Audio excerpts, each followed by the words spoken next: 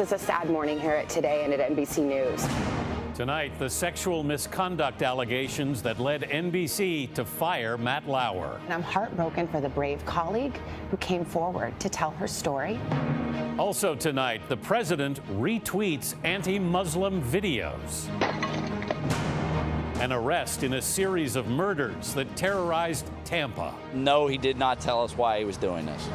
Is there anyone on board who knows how to fly a plane? A computer scheduling glitch leaves thousands of holiday flights without pilots. And these guys have a plane to catch. Can they do it? Stay tuned.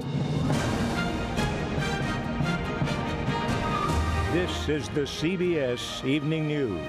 And this is our Western edition. Good evening, I'm Anthony Mason. Another powerful man has been brought down by accusations he sexually abused women. This time, Matt Lauer, known to millions of TV viewers as the amiable host of The Today Show. NBC News fired him today for what he was allegedly doing off camera. Here's Bianna Golodriga. Welcome to Today, and Hoda's here with me this morning because this is a sad morning here at Today and at NBC News. A visibly shaken Savannah Guthrie broke the news only moments after learning it herself.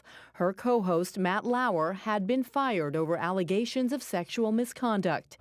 You know, for the moment, all we can say is that we are heartbroken. NBC Chairman Andy Lack made the decision after an hours-long meeting with an NBC staffer and her attorney, where she reportedly detailed egregious acts of sexual harassment and misconduct by Lauer through 2014. Later this afternoon, both the New York Times and Variety magazine reported the incidents with the staffer began at the Sochi Olympics. They go on to report additional cases of sexual misconduct by Lauer, including exposing himself and sending explicit text messages. NBC reported today because of the seriousness of the accusations, together with information that it may not be an isolated incident, NBC decided to terminate Lauer's contract. NBC is absolutely reeling. Media reporter Jim Ruttenberg broke the story for the New York Times. You really can't understate how big a deal this is for NBC. Today is the franchise. Matt Lauer is their biggest star. It finances a lot of their news division. I have a sickening feeling of deja vu. Just last week, CBS This Morning co-host Charlie Rose was fired after the Washington Post revealed 8 allegations of sexual misconduct at his PBS-sponsored talk show.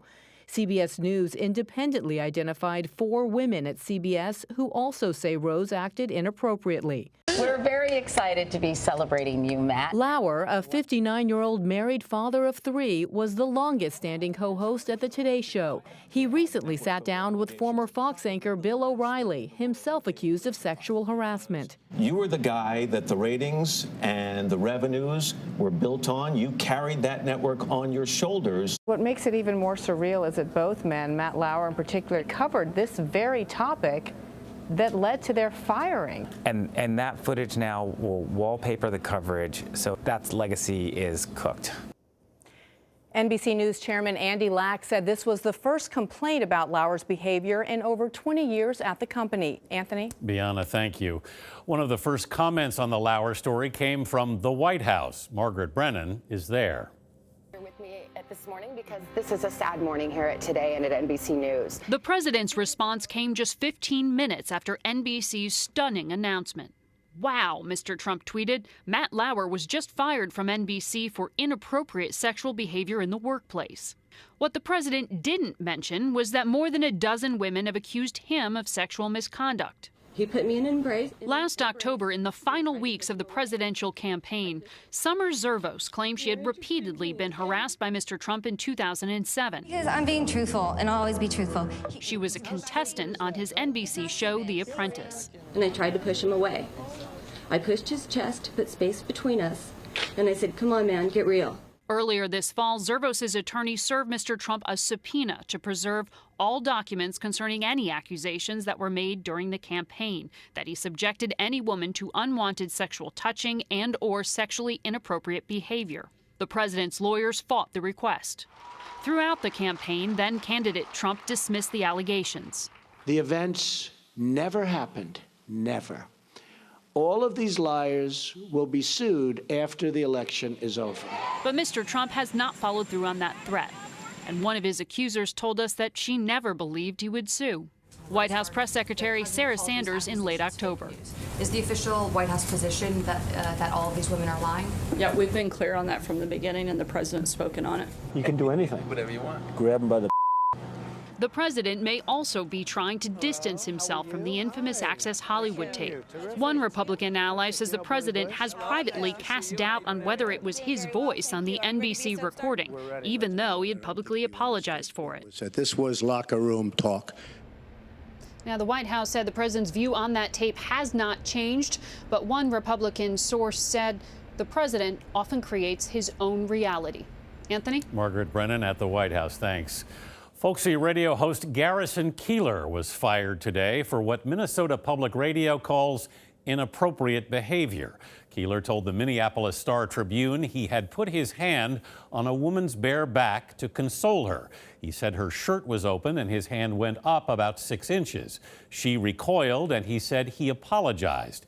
Keillor said the woman forgave him. We continued to be friendly, he said, right up until her lawyer called.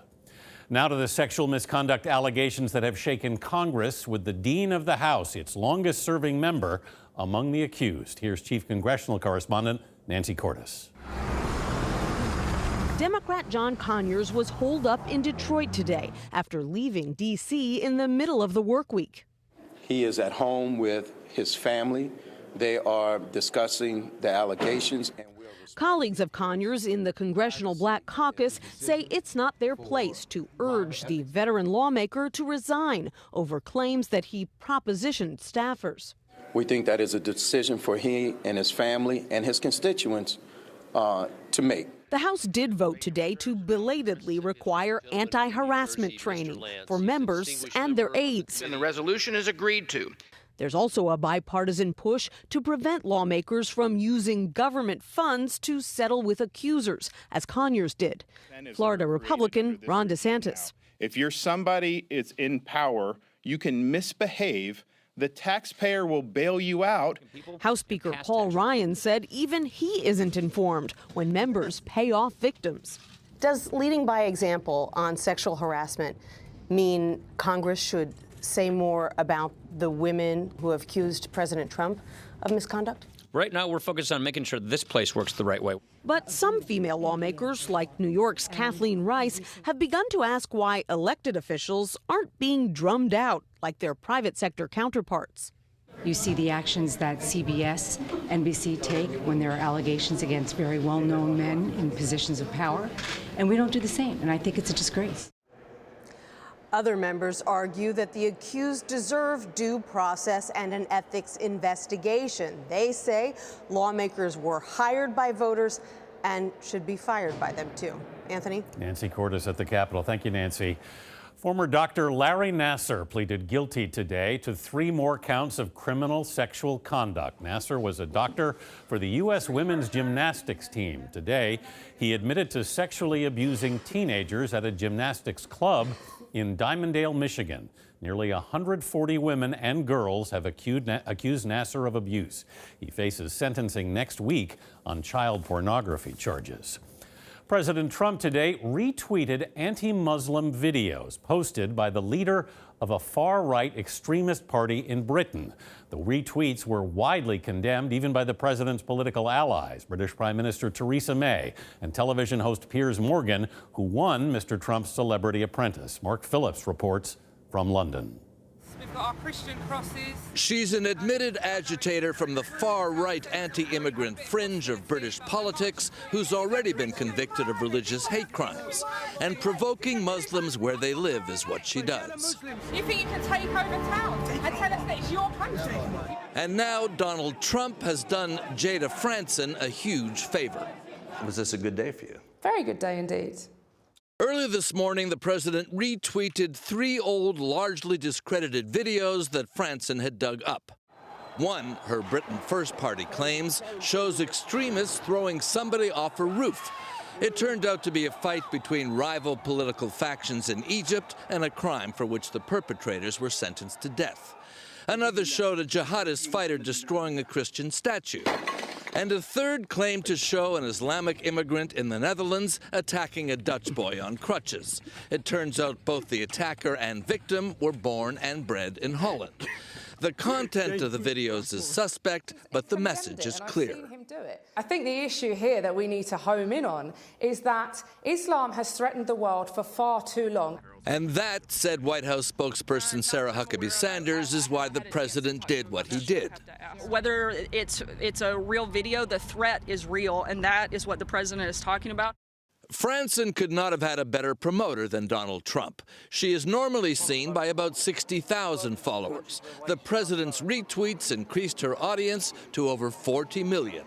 No wonder she wrote, "God bless Trump," in thanks. Others were furious, including the husband of Joe Cox, the British member of Parliament who was murdered last year by a man shouting, "Britain first." Brendan Cox. These groups have always existed, but they've never had a recruiting sergeant like the President of the US before. It makes legitimate the type of hatred that they breed. And Anthony, the criticism from the highest levels of the government here was blunt as well. The Prime Minister's spokesman simply said it is wrong for the president to have done this. Mark Phillips in London tonight. Thanks. For nearly 2 months, people in Tampa, Florida were living in fear as a suspected serial killer targeted residents at random. Last night, the police made an arrest. A young man they say purchased a handgun used in at least 3 of the killings, 2 days before they began. Manuel Bajorquez is in Tampa. Victims' relatives embraced after Tampa Police Chief Brian Dugan announced the arrest that had eluded investigators for 51 days. I assure you, this is the man who did this. Police arrested 24-year-old Howell Donaldson at this McDonald's in Ybor City after an employee alerted them to a handgun inside a food bag Donaldson asked her to look after. He admitted that he owned the gun, but he did not admit to the murders. Police say Donaldson terrorized the Seminole Heights neighborhood of Tampa, killing 4 people since October: Benjamin Mitchell, Monica Hoffa, Anthony Naboa, and Ronald Felton. FBI. Officers flooded the streets with few clues except the surveillance video. Investigators say they have found a hoodie similar to the one seen here in Donaldson's car. What still confounds police and people here is the lack of a clear motive. For Monica Hoffa's uncle Robert, relief over the arrest is enough for now. It's like having somebody sit on your chest for 51 days and you're not breathing. And this 52nd day, we take your first breath of air.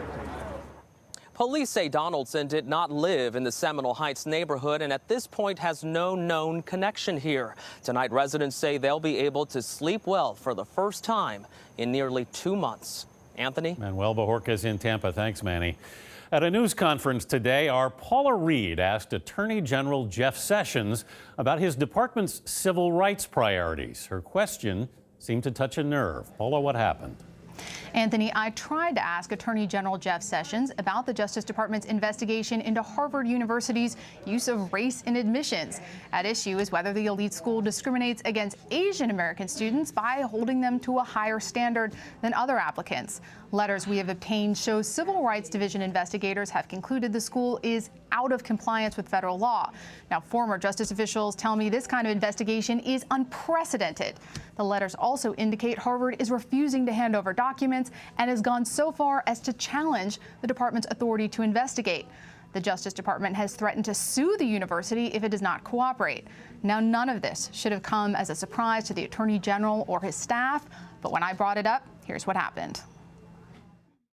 Mr. Attorney General, your Civil Rights Department, for the most part, has not done many investigations into systemic racial discrimination, but you are currently investigating.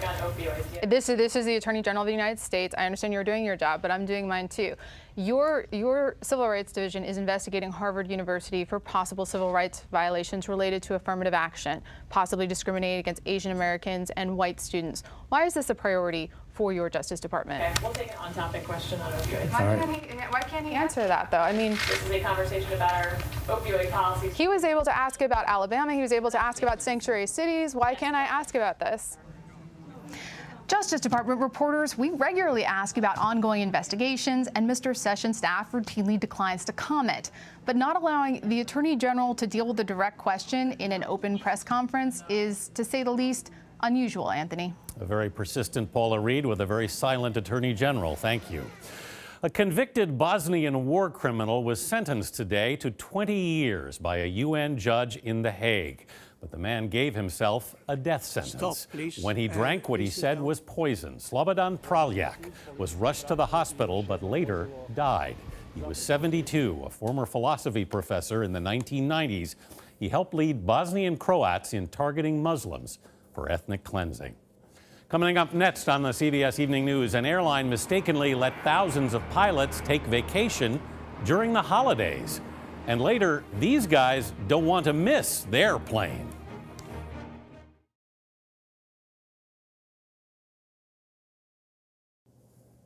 Attention American Airlines passengers, your pilot may be home for the holidays while you're trying to fly somewhere. American is blaming its computers. Here's transportation correspondent Chris Van Cleve. The software glitch was in the system handling scheduling for American Airlines' 15,000 pilots, allowing too many to take vacation during the very busy Christmas travel season.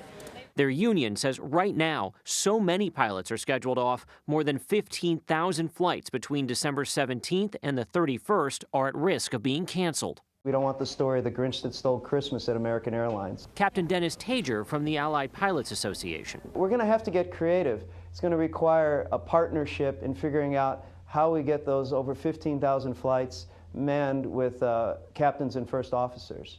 It's a heavy lift. American says it will use reserve crews to fill some of the void and is offering time and a half for pilots willing to pick up certain routes.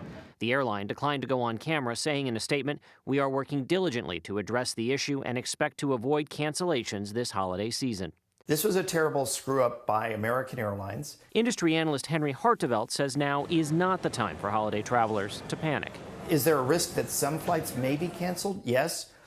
I don't think the real number, though, is going to be anywhere close to 15,000. Of course, that's not factoring in any cancellations due to weather or other issues. Now, American is declining to estimate how many flights it thinks it could be impacted. The airline says it believes it will be able to fill many of those empty pilot slots in the next few days. And Anthony, you can bet we'll be watching. Yeah, Chris Van Cleve at Reagan National Airport tonight. Thanks, Chris. Still ahead, the simple steps older drivers can take to make the ride safer.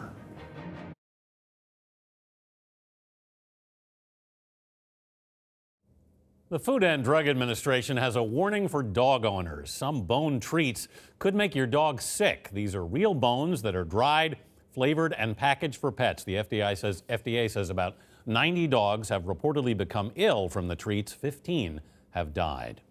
There's a new measure tonight of America's obesity epidemic. Harvard researchers looked at the height and weight of more than 41,000 people. They found more than 1/3 of adults and 1 in 6 children are obese. The researchers estimate 57% of children and teens will be obese by the time they're 35, even if they're not obese now.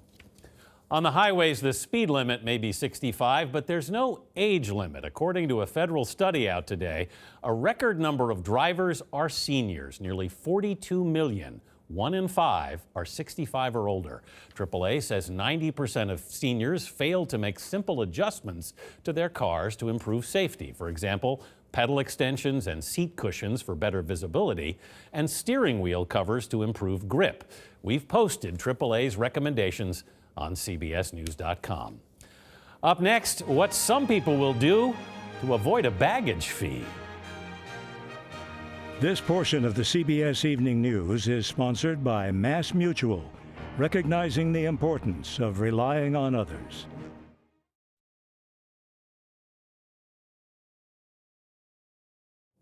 Finally tonight, 2 Frenchmen were determined not to miss their flight. In theory, their stunt was quite simple. All Fred Fugan and Vince Raffet had to do was strap on a wingsuit, then leap from a 13,000-foot mountain in the Swiss Alps and fly into the open door of a light plane. Attention! Turns out, it's not so easy. Every near miss meant gliding back to Earth and starting all over. Working with Red Bull, they practiced the stunt more than 100 times until they got it just right. With their man-made wings, they soared down the mountain head first. The plane dove after them, slowing to the same speed, about 85 miles an hour. Suddenly, the target was in sight. Go for entry, go for entry. Rafet went first, not the most graceful landing, but who cares? Fugan was next, and he nailed it.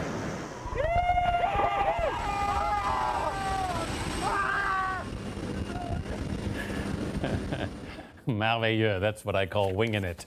That's the CBS Evening News. I'm Anthony Mason in New York. Thanks for watching. Good night.